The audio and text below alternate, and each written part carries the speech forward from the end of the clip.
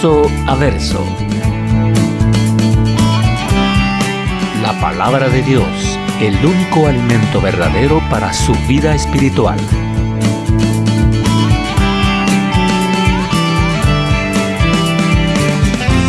Verso a verso. Una presentación de Capilla Calvario, Guatemala. Señor, te damos gracias por tu amor, por tu misericordia. Gracias, Señor, porque tanto nos amas que te has revelado a nosotros a través de tu palabra. Y te pedimos, Señor, que esta mañana podamos verte como tú eres. Oramos en el nombre de Cristo Jesús. Amén. Entonces quiero pedirles que abran su Biblia ahí en Segunda de Pedro, y vamos a tener hoy nuestro estudio en los primeros 4 versículos. Segunda de Pedro, capítulo 1, versos 1 al 4. La primera epístola del apóstol Pedro nos trajo varias exhortaciones de cómo debemos de mantenernos firmes cuando venga una prueba, cuando nuestra fe es probada. Aquí en la segunda epístola, el apóstol Pedro va a tratar un tema quizás donde nuestra fe es más probada. Y este tema es el peligro de las falsas doctrinas. Y quizás sea el peligro más grande que tiene la iglesia, la falsa doctrina que está metiéndose en todas las iglesias. Y aquí vamos a tener muchos de esos, pero a la luz de la palabra, el Señor nos va a mostrar cómo poder identificarlos y cómo saber quiénes son y quiénes no son de Cristo. Pedro nos va a advertir contra esos falsos maestros. Pedro sabía que estaban apareciendo en su iglesia muchos de ellos, y sabe que hoy iban a aparecer muchos de ellos. Y por eso esta iglesia, este mensaje es para esta iglesia. En Primera de Pedro, el capítulo 2 y versos 1 al 3 dice, y va un poquito más adelante, el capítulo 2, versos 1 y 3, el apóstol Pedro dice, pero hubo también falsos profetas entre el pueblo, como habrá entre vosotros falsos maestros, que introducirán encubiertamente herejías destructoras y aún negarán al Señor que los rescató, atrayendo para sí mismos destrucción repentina. Y muchos seguirán sus disoluciones, por causa de los cuales el camino de la verdad será blasfemado. Y por avaricia harán mercadería de vosotros con palabras fingidas. Sobre los tales, ya de largo tiempo, la condenación no se tarda, y su perdición no se duerme. Aquí Pedro está usando un tiempo futuro, y nos está advirtiendo que harán, que introducirán, que seguirán, que habrá falsos maestros. Para el pasaje que vamos a leer hoy, tal vez no se había manifestado en su totalidad esta falsa doctrina, pero este tiempo es tan importante, el estudio de esta epístola del apóstol Pedro, porque estamos viviendo ese tiempo que el apóstol Pedro había anunciado. Estamos viviendo tantos errores doctrinales el día de hoy. Los falsos maestros hablaban mucho acerca del conocimiento, un conocimiento que ellos habían adquirido por intuición, porque ellos pensaban que así era, ellos creían que de esa era la manera, y a estos se los llamó los gnósticos, porque la palabra gnosis viene, o la palabra gnosis significa conocimiento. Por eso Pedro lo que va a tratar ahora es de confirmarnos en el conocimiento de Jesucristo. Este es el tema principal de esta epístola, el conocimiento. Y vamos a ver esta palabra muchas veces durante el estudio de esta carta. Pedro va a describir aquí a los falsos profetas o falsos maestros como personas libertinas, como radicales, como burladores. Los va a describir como personas que niegan que Cristo es Dios, personas que niegan la humanidad de Cristo. Va a describir a personas sensuales negando la realidad del pecado. Ellos negaban la doctrina apostólica que se refería al fin del mundo. Y por cierto, cualquier parecido es cierto. Pedro nos lo apuntaba desde ya. Los evolucionistas de nuestro tiempo son como los gnósticos de ese tiempo. Y en segunda de Pedro, ahí en el capítulo 13, verso 4, Pedro los describe a ellos y dice que ellos decían: ¿dónde está la promesa de su advenimiento? ¿Por qué desde el día en que los padres durmieron todas las cosas permanecen así como desde el principio de la creación? Así como había en ese tiempo ya personas que abogaban por ideas prácticas, que después los conocemos como el gnosticismo, estos cristianos estaban siguiendo una falsa filosofía. Y estos cristianos eran muchos de los que estaban ahí en la iglesia, que habían sido bautizados incluso por la iglesia. Porque el mismo apóstol Pedro ahí en el capítulo 2 va a decir de ellos, en los versos 21 y 22, porque mejor les hubiera sido no haber conocido el camino de la justicia, que después de haberlo conocido volverse atrás del santo mandamiento que les fue dado. Pero les ha acontecido lo del verdadero proverbio: el perro vuelve a su vómito y la puerca lavada a revolcarse en el cielo. Muchos que han conocido la verdad regresan a su vómito. El apóstol Juan también nos advierte acerca de los falsos maestros. En primera de Juan, capítulo 2, versos 18 y 19, el apóstol Juan dice: hijitos, ya es el tiempo, y según vosotros oísteis que el anticristo viene, así ahora han surgido muchos anticristos. Por esto conocemos que es el último tiempo. Salieron de nosotros, pero no eran de nosotros, porque si hubiesen sido de nosotros, habrían permanecido con nosotros, pero salieron para que se manifestase que no todos son de nosotros.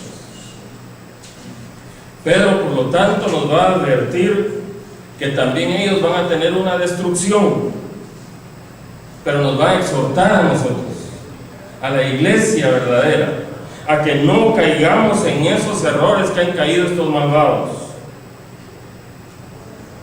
El apóstol Pablo también trató este tema. En Colosenses 2, verso 8, el apóstol Pablo dice: mirad que nadie os engañe por medio de filosofías huecas y sutilezas, según las tradiciones de los hombres, conforme a los rudimentos del mundo, y no según Cristo.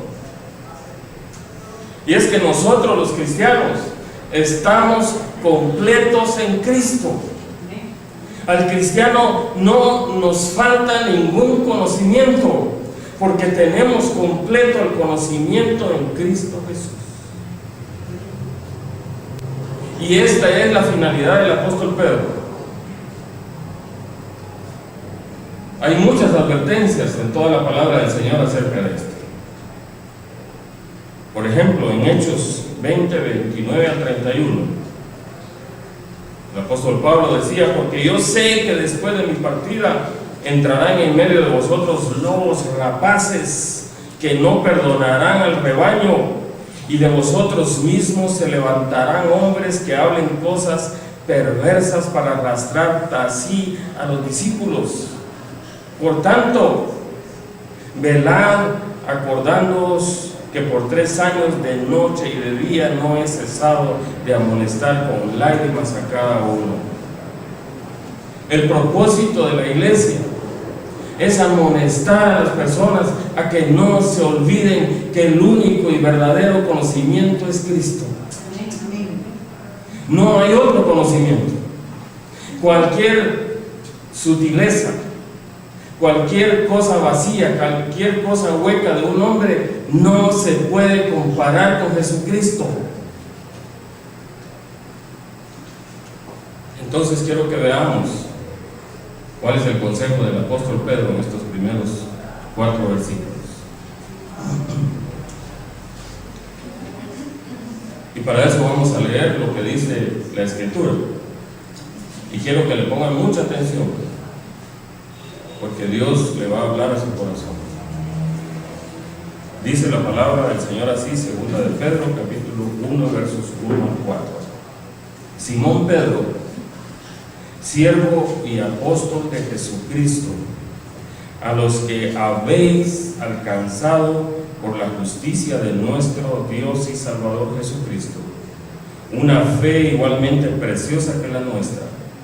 Gracia y paz os sean multiplicadas en el conocimiento de Dios y de nuestro Señor Jesús, como todas las cosas que pertenecen a la vida y a la piedad nos han sido dadas por su divino poder, mediante el conocimiento de aquel que nos llamó por su gloria y excelencia, por medio de las cuales nos ha dado preciosas y grandísimas promesas, para que por ellas llegaseis a ser participantes de la naturaleza divina, habiendo huido de la corrupción que hay en el mundo a causa de la concupiscencia. Hoy cantábamos cuán dulce paz, y esa paz solo la podemos tener cuando tenemos el pleno conocimiento de quién es Cristo en nuestra vida. Si tú no tienes ese pleno conocimiento, difícilmente tendrás paz, cuán dulce paz.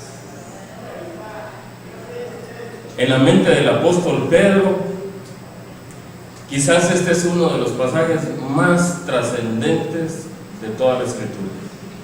Y eso debería ser en la mente de cada uno de nosotros, porque este pasaje nos muestra a Jesucristo, nos muestra a Jesucristo exaltado como el Mesías, nos muestra a Jesucristo como el Salvador del mundo, nos muestra a Jesucristo como el único que puede satisfacer todas las necesidades del hombre. No importa cuán grande sea la necesidad, Cristo puede satisfacerlas. Pedro aquí nos va a mostrar a un Cristo que tiene un regalo para cada uno de ustedes: el regalo de la salvación. Vamos a ver quién es el escritor, a quién él les escribe y cuál es el mensaje. El verso 1 nos dice quién es el escritor y a quién él les escribe, y empieza diciendo, identificándose él como Simón Pedro. Y a diferencia de la primera epístola que vimos, en la primera epístola él solo se llama Pedro, pero en esta segunda epístola él se llama Simón Pedro. Y es que nunca debemos de olvidarnos de dónde nos sacó el Señor. Cuando él pone Simón, está diciendo: yo era esto, pero ahora el Señor me tiene como Pedro. Y eso es lo que deberíamos de pensar todos nosotros. Yo antes andaba muerto en mis delitos y en mis pecados, pero ahora el Señor me tiene como hijo suyo, como una nueva criatura. Él se identifica así porque quiere recordarse de dónde lo sacó el Señor. Y sigue diciendo que él es siervo y apóstol de Jesucristo. Cuando Pablo usa la palabra siervo de Jesucristo. Él está diciendo que es un dolos del Señor. Está diciendo que es el más insignificante de los sirvientes, que Él es un esclavo de Jesucristo, que Él está totalmente entregado a Él, que Él hace lo que Él le ordena, que reconoce que Él es el único que los rescató, que pagó el precio para rescatarlo y que ahora Él lo está sirviendo porque Él lo compró con sangre. Pedro está diciendo: ahora soy posesión de Cristo. ¿Cuántos pueden decir eso esta mañana? Soy posesión de Cristo. Él me compró, Él me lavó con su sangre. Soy esclavo de Cristo. ¿Cuántos pueden decir: soy esclavo de Cristo? Entonces, si tú eres esclavo de Cristo, Él debería ser la única razón de tu vida. ¿Estás sirviendo al Señor las 24 horas del día? ¿Todos los días? ¿O el domingo quizás a la fuerza vienes a escuchar la palabra?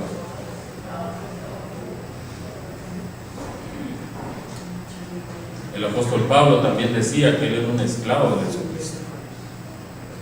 En Efesios 6, versos 6 y 7, el apóstol Pablo dice: yo no sirvo al ojo como los que quieren agradar a los hombres, sino como siervo de Cristo. Lo sirvo de corazón, haciendo la voluntad de Él, sirviendo de buena voluntad como al Señor y no como a los hombres.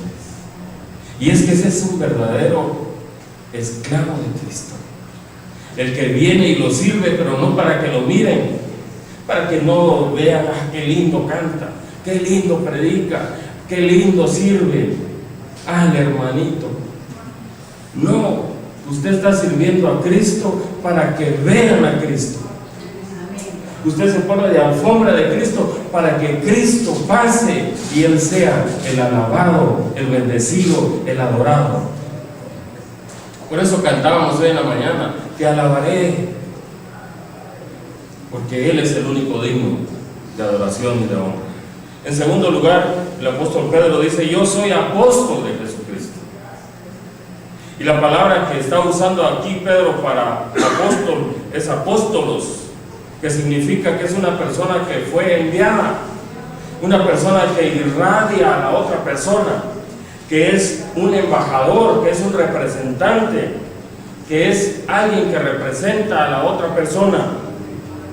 Y así que Pedro aquí también dice: yo pertenezco a Él, yo voy a anunciarlo a Él, yo voy a decir cómo es Él, quién es Él, qué hace Él.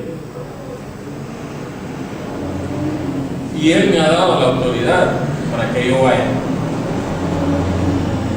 Pero aquí quiero advertir algo. Pedro estaba en el ministerio porque Dios lo escogió.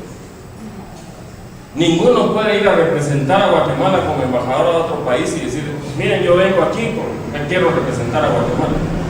Si usted va a ir como embajador a otro país, el presidente de aquí lo tiene que haber nombrado y decir: tú vas a ir porque llena ciertos requisitos, porque llena ciertas características, porque va a hablar bien del país. Pedro, el Señor lo llamó.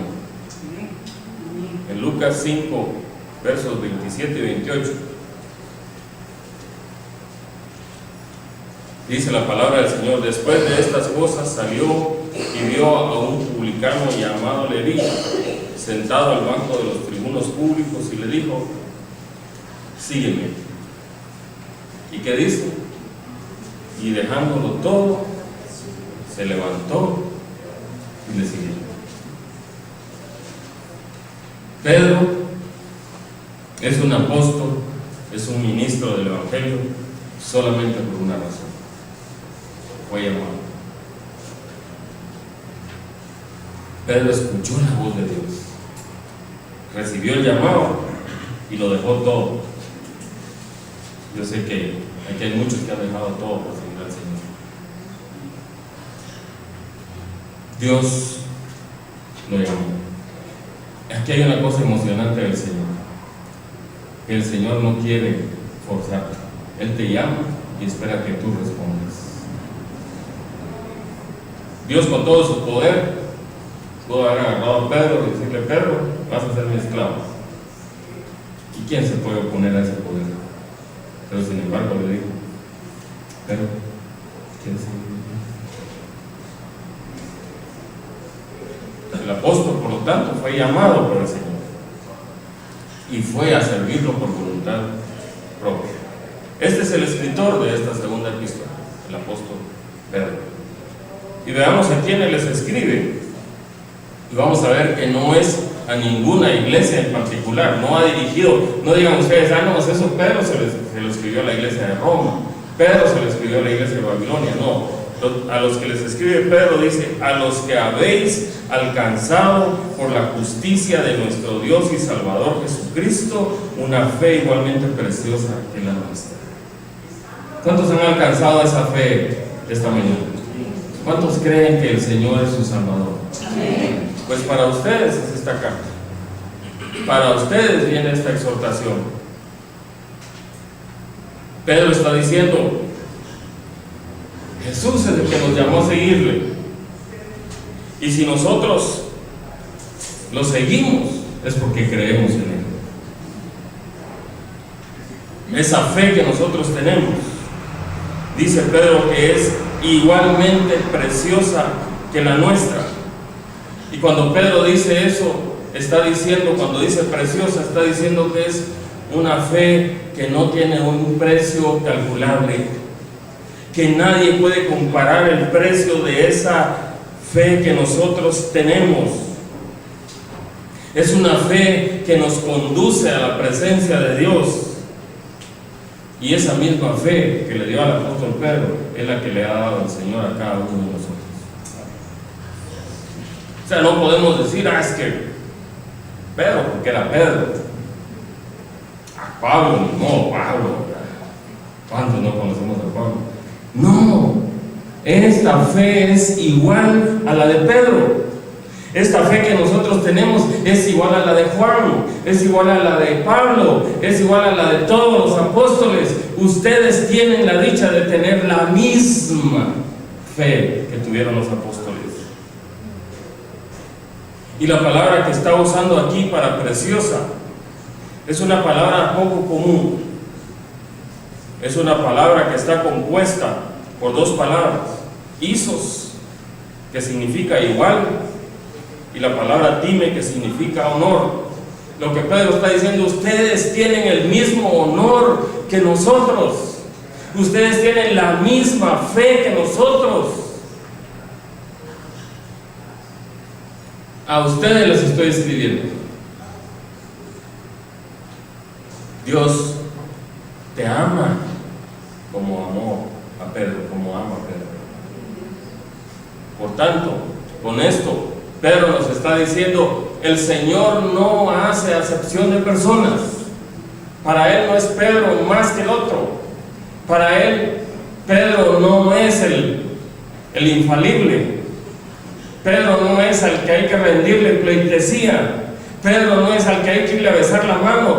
Todos somos iguales delante del Señor. No importa si eres flaquito, gordito, negrito, blanquito, espinudito, colochito, te ama el Señor. No sé si me pasé llevando alguno, pero te ama el Señor así. Una cosa interesante, que la fe en Jesucristo se obtiene, no se gana. Nadie puede trabajar y desvelarse las 24 horas para ganar la fe en Jesucristo. Ese es un regalo que el Señor te dio. ¿Lo quieres recibir? ¿Lo recibiste ya? El Señor te lo dio. Entonces, dice ese versículo 1, sigue diciendo que nosotros alcanzamos eso por la justicia de nuestro Dios y Salvador Jesucristo.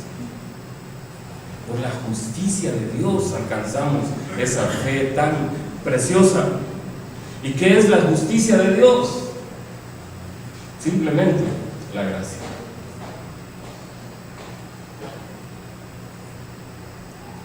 ¿Y qué es la gracia?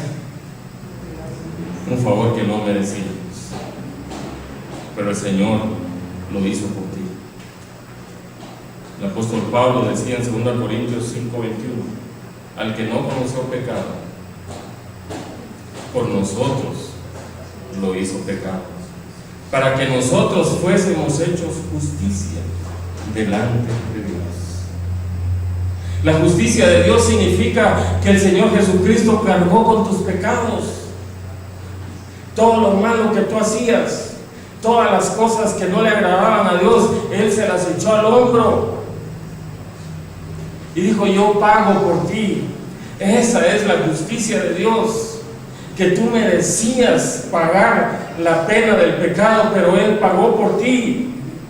Por esa justicia de Dios es que nosotros tenemos una fe igualmente preciosa que la de Pedro.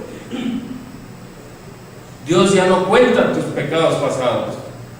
Dios ya no cuenta que tú eres pecador, porque cuando tú te presentes delante de Dios, Él va a decir: hijo, Jesucristo pagó por ti. Yo no sé si los emociona a ustedes no tener que presentarse delante de Dios y decirle: Señor, yo era un ladrón, yo era un mentiroso, yo era esto, yo era lo otro. Y que el Señor te diga: no importa, hijo, yo todo eso ya lo borré, ya ni me recordaba, porque tú me lo estás recordando. Jesús ya pagó por ti. Y por eso a veces cuando nosotros estamos recordando siempre nuestros pecados anteriores, el diablo es el que está atacando ahí. No, si tú eres un mentiroso, no, si tú eres un burlador, no, si tú le pegas a tu mujer, no, si no, y empieza. Pero tú dile: no, Jesús ya pagó todo eso por mí. Él aplicó su justicia en mí. Dios pone a Jesucristo. Ve a Jesucristo, no te ve a ti. Él era el hombre perfecto. Él fue el hombre ideal. Él no cometió pecado para poder ir a la cruz y pagar por ti. El verso 2 sigue diciendo: gracia y paz os sean multiplicadas en el conocimiento de Dios y de nuestro Señor Jesucristo. Pedro menciona aquí dos cosas: gracia y paz. Y eso es lo que pide el apóstol Pedro, que tenga toda la iglesia, que todo cristiano esté lleno de gracia y de paz. Y es que la gracia, como ya lo dijimos, es el favor inmerecido, es el regalo que Dios nos da sin merecerlo. Y ese inmerecido es la clave para conocer qué es la gracia de Dios. Ninguno de los que estamos aquí podíamos ganar la aprobación de Dios. Por mucho ministerio que hagamos, por mucho que nos desvelemos enseñando la palabra del Señor, por mucho que salgamos a las calles, no podemos ganar el favor de Dios. Él lo hizo porque te ama y tú lo haces porque lo amas.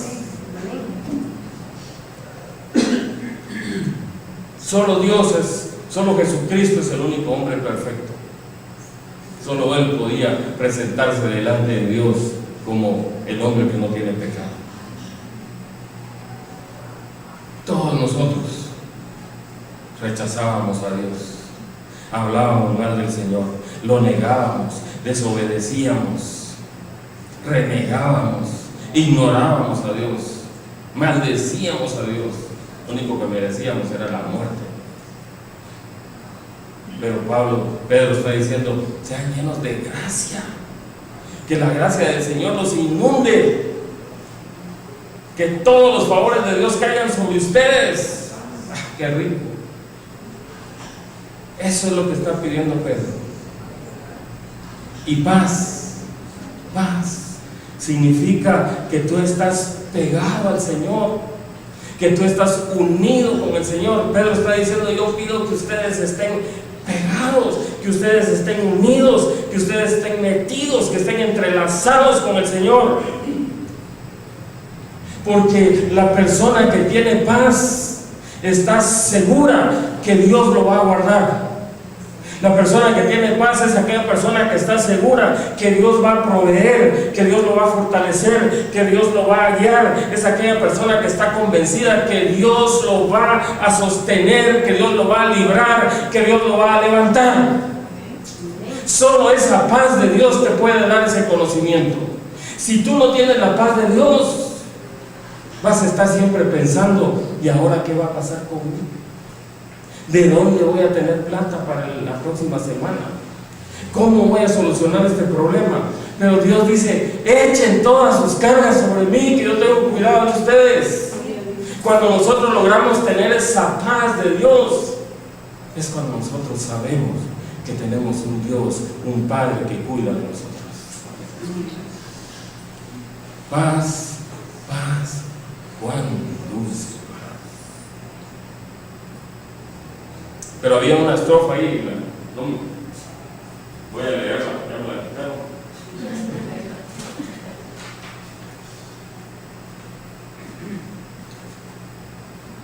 Dice: se difunde embargando mi ser una calma infinita que solo podrán los amados de Dios comprender. Solo los amados de Dios pueden entender que venga lo que venga, hay paz. Pedro, creo que cuando estaba escribiendo esta segunda epístola estaba emocionado. Iglesia, sean llenos de gracia. Iglesia, sean llenos de la paz del Señor.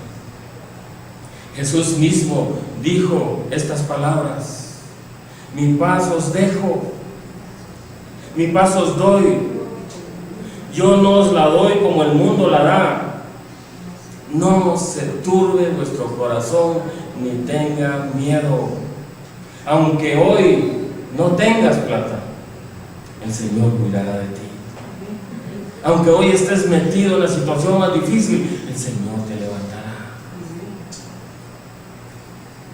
Como decía el profeta Habacuc: aunque me falten las ovejas, aunque ya no haya nada en el ganado, aunque no tenga nada, yo voy a seguir alabando al Señor, porque confío en que Él me va a guardar.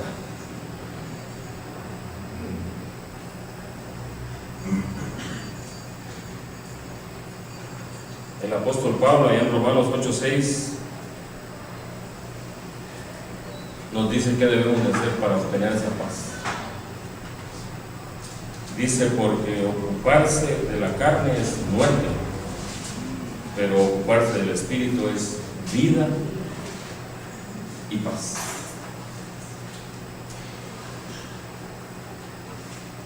Pedro nos dice: Jesucristo es el único que multiplica la gracia y la paz sobre ustedes. Pero ¿qué nos falta para que abunde esa gracia y paz? Porque a veces no tenemos la paz del Señor. ¿Qué falta para que nosotros podamos tener esa paz de la cual habla Pedro? ¿Qué sigue diciendo el versículo? Gracia y paz os sean multiplicadas en el conocimiento de Dios y de nuestro Señor Jesucristo. Y es que cuando tú conoces a Jesucristo, vas a tener abundancia de gracia y abundancia de paz. Conocimiento, esa va a ser una palabra que vamos a estar usando durante toda la segunda epístola del apóstol Pedro. ¿Y qué significa conocer a Jesucristo? Todos los conocemos aquí, ¿verdad? Hay algunos que están por segunda vez ya con nosotros, pero yo creo que ya todos los conocemos. Y eso es conocerse personalmente, poderse saludar, poder saber quién es. Y así debemos de conocer al Señor Jesucristo. Conocerlo personalmente a Él. Pero también debemos de conocer todo lo que es Él. ¿Y dónde lo vamos a conocer así, de esa manera? Solo en el conocimiento de Él. ¿Quieres tener abundancia de gracia y de paz? Solo lo vas a tener por conocer quién es Jesucristo. Debes de conocerlo personalmente y saber que en aquellos momentos que lo necesitas, Él está ahí. El Señor Jesucristo dijo: yo me voy a ir, pero no los voy a dejar solos. Voy a dejar un consolador con ustedes. ¿Y dónde está el Espíritu Santo? En nosotros. Usted tiene ahí a Jesucristo. Qué rico es tenerlo a la par de uno, qué rico es tenerlo con uno. Saber que Él está moviéndose con uno. Si tú lo tienes ahí, lo tienes personalmente a Él. Cuando estás pasando problemas, ¿a quién vas a acudir? A Él. Ahí lo tienes. Pero también debes de conocerlo, que es todo lo que Él hace por ti.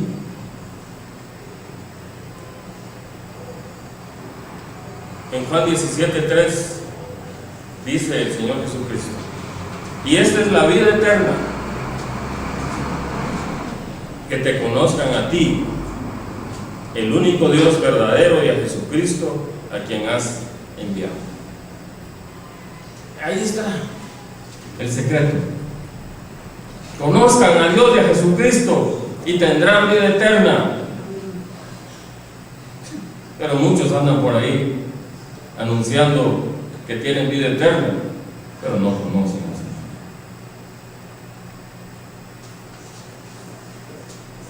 Dios. Verso 3, Vamos a hablar un poquito del conocimiento. Nos dice: como todas las cosas que pertenecen a la vida y a la piedad nos han sido dadas por su divino poder. ¿Mediante qué? El conocimiento de aquel que nos llamó por su gloria y excelencia. Todas las cosas que pertenecen a la vida, todo lo que pertenece a la piedad, nos ha sido dado por conocer a Jesucristo. Jesucristo es el Salvador. Jesucristo es el Mesías de la vida y de la piedad. Dice que en primer lugar, todas las cosas que pertenecen a la vida las tenemos por conocerlo a Él. ¿Y qué es la vida? Es toda la fuerza, toda la energía, todo el poder que nosotros tenemos como seres vivientes. Y Jesucristo, ¿qué es lo que te ofrece? Vida, y vida en abundancia. Por eso te está diciendo: yo les voy a dar vida a ustedes. Y la otra palabra que usa es piedad.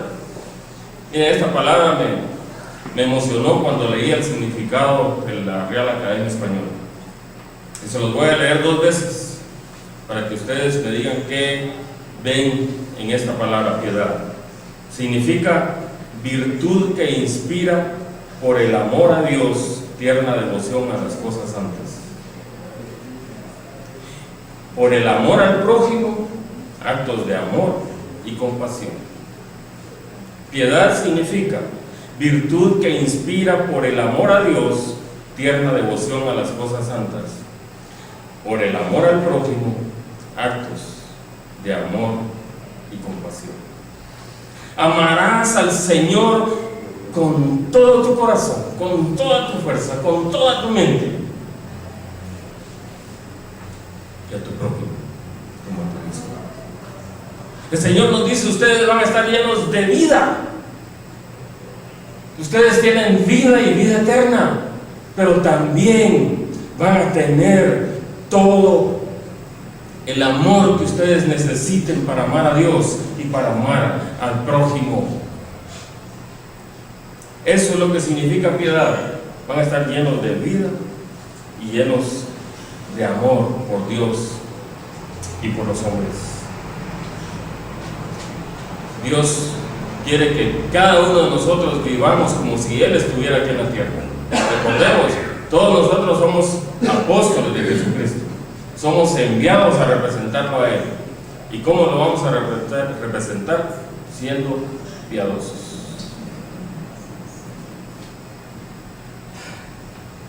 Pedro aquí mismo en esta epístola nos va a recordar en el capítulo 3 y verso 11, dice: todas estas cosas han de ser desechas, o sea, todo lo que está en la tierra. Entonces nos hace una pregunta: ¿cómo no debéis de andar en santa y piadosa manera de vivir? Todo lo que tenemos se va a acabar. A veces nosotros nos preocupamos por casas, carros, sueldos, puntos. Dice alguien, lo repite mucho, ¿verdad? Pero todo eso se va a acabar. Tenemos que pelear por la vida de Jesucristo, por la vida eterna. Tenemos que pelear por la piedad, por amar a Dios con todo nuestro corazón, por amar al prójimo, por ser dignos representantes del Señor aquí en la tierra. Entonces debemos de andar a la manera de Cristo. Si nosotros deseamos tener esa vida abundante, solo en Jesucristo podemos encontrar esa vida. Y este versículo nos dice exactamente dónde podemos encontrar eso que el hombre necesita. Este versículo nos dice claramente que es en el poder divino.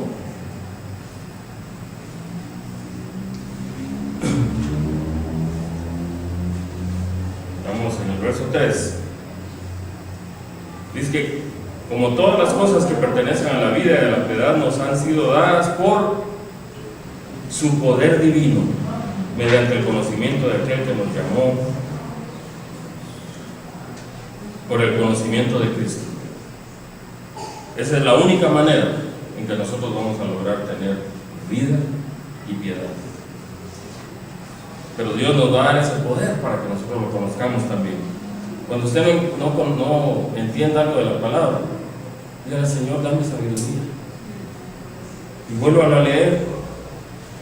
Pastor Chuck Smith dice que él, para lograr entender algún pasaje de la Escritura, lo lee 50, 60 veces, y a veces no lo entiende, pero lo sigue leyendo hasta que lo entiende. Pero ahí vamos a encontrar el conocimiento de Cristo. El apóstol Juan decía en 1 Juan 3:24: y el que guarda sus mandamientos permanece en Dios y Dios en él. Y en esto sabemos que Él permanece en nosotros por el Espíritu que Él nos ha dado. El Señor Jesucristo dijo en Juan 5:24: de cierto os digo, que el que oye mi palabra y cree al que me envió, tiene vida eterna y no vendrá a condenación, mas ha pasado de muerte a vida. Y el verso 4, yo creo que me hubiera quedado solo con un versículo este día. Pero el verso 4 dice: por medio de las cuales nos ha dado preciosas y grandísimas promesas, para que por ellas llegaseis a ser participantes de la naturaleza divina, habiendo huido de la corrupción que hay en el mundo a causa de la concupiscencia. Dios nos sacó de nuestro estado de muerte. Dios nos ofrece grandísimas y preciosas promesas. Y esas promesas son para aquellos que creen en Jesucristo. Dios nos ha dado su Espíritu y su Espíritu mora en nosotros. Dios pone en nuestro corazón su naturaleza. Dios nos transforma, nos saca de esa vieja criatura que éramos y ahora nos hace nuevas criaturas. Dios nos da una promesa grandísima: estaremos con Él por la eternidad. ¿Qué promesa más grande puede haber que esa? Si tú eres un hijo de Dios, Tienes la naturaleza de Cristo viviendo en ti. Esa es otra promesa tremenda. Ya el pecado no puede estar en ti. Cuando ves el pecado tienes que salir huyendo. Ni siquiera un pensamiento de pecado puede pasar en tu mente. Esta semana teníamos una reunión y alguien decía, para la gripe, mira, tomate un limón y 8 octavos, no, era 8 limones y 1 octavo era. Le decía, pero en tu mente no puede pasar ni siquiera el pecado. No puede un cristiano ni siquiera hacer una referencia al pecado. Si el Señor te cambió, si el Señor pagó por ti, tú eres una nueva criatura. Tu naturaleza ahora es divina. Tú tienes la naturaleza de Dios. Rechaza la naturaleza de Dios, el pecado. Dios odia el pecado y sus hijos tienen que odiar el pecado. Dios ama al pecador, pero odia el pecado. Y Él está diciendo que Él te dio esa promesa, que te iba a cambiar, que te iba a hacer una nueva criatura, para que tú seas participante de la naturaleza divina. Tú eres el representante de Dios, tienes su misma naturaleza, tú eres como Dios aquí en la tierra. No puedes tener ninguna relación con el pecado. Por eso dice el apóstol Pedro que nosotros ya huimos de la corrupción que hay en este mundo. Si tú sigues haciendo algún pecado, tienes que revisar si has recibido las grandísimas promesas de Dios.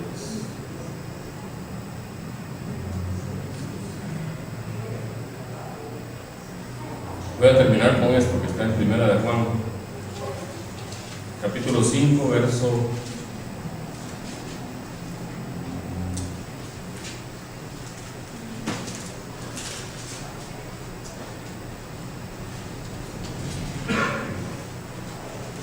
1. Juan, 1 de Juan 5:1. Todo aquel que cree que Jesús es el Cristo es nacido de Dios. Y todo aquel que ama al que me engendró, ama también al que ha sido engendrado por él. Gracia y paz os sean multiplicados en el conocimiento de Dios y de nuestro Señor Jesucristo. Ese es el deseo del apóstol Pedro para esta iglesia. Que esta iglesia sea llena de la gracia y de la paz del Señor a través de conocerlo a Él. Que el Señor nos ayude en esta preciosa epístola. Que el Señor ayude a los expositores de esta preciosa epístola, porque nos tardaríamos años estudiando esta epístola. Por eso les decía, lean en su casa. Es cortito, pero lean. El Señor va a tocar sus vidas y sus corazones. Oremos. Antes de orar por la iglesia, yo quiero saber si alguien esta mañana vino a este lugar sin conocer al Señor. O quizás tiene años de estar viniendo a la iglesia, pero aún no conoce a ese Jesucristo del que habla el apóstol Pedro. Esta mañana el Señor te da la oportunidad. El Señor te dice: hijo, yo morí en la cruz por ti. Yo pagué tus pecados. Tú lo único que tienes que hacer es reconocer que yo soy tu Salvador y entregarme tu vida. Voy a hacer esta oración. Si tú quieres repetir conmigo, hazlo. Dile: Señor Jesús, reconozco que soy pecador. que soy pecadora, que necesito tu salvación, que necesito tu perdón, que estoy viviendo en este mundo sin saber a dónde ir, pero hoy he oído que tú das gracia y paz a aquellos que te buscan. Aquí está mi vida, Señor, tómala.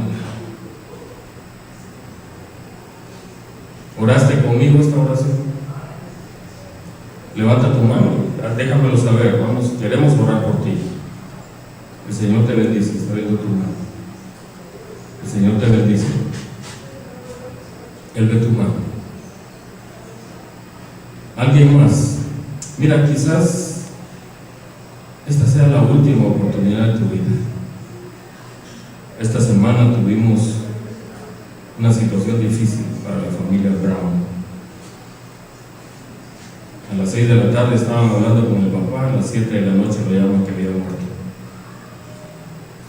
Tú no sabes cuándo tendrás que presentarte con el Señor. Hoy el Señor te está dando la oportunidad de que pases de muerte a vida. El Señor vio esas manos ya levantadas, pero quiero saber si hay alguien más. Quiero dar otra oportunidad, porque quizás esta sea la última llamada para ti. Gracias, Señor, por esta iglesia. Gracias por esas manos levantadas, porque hoy ellos tienen la seguridad que son hijos tuyos. Te pido, Señor, por esta iglesia, para que nuestro anhelo, para que nuestro deseo sea siempre estudiar tu palabra, que estemos buscando conocerte cada día más y más, que no dejemos de estudiar ningún solo versículo de tu palabra, porque en ella hay vida eterna. Queremos, Señor, saber cómo eres tú, qué haces tú, qué promesas hay para nosotros, y la única manera es estudiando tu palabra. Señor, danos ese anhelo por tu palabra. Gracias, Señor, porque sabemos que esta iglesia está con ese deseo. Oramos y te pedimos estas cosas en el nombre de Jesús. Amén.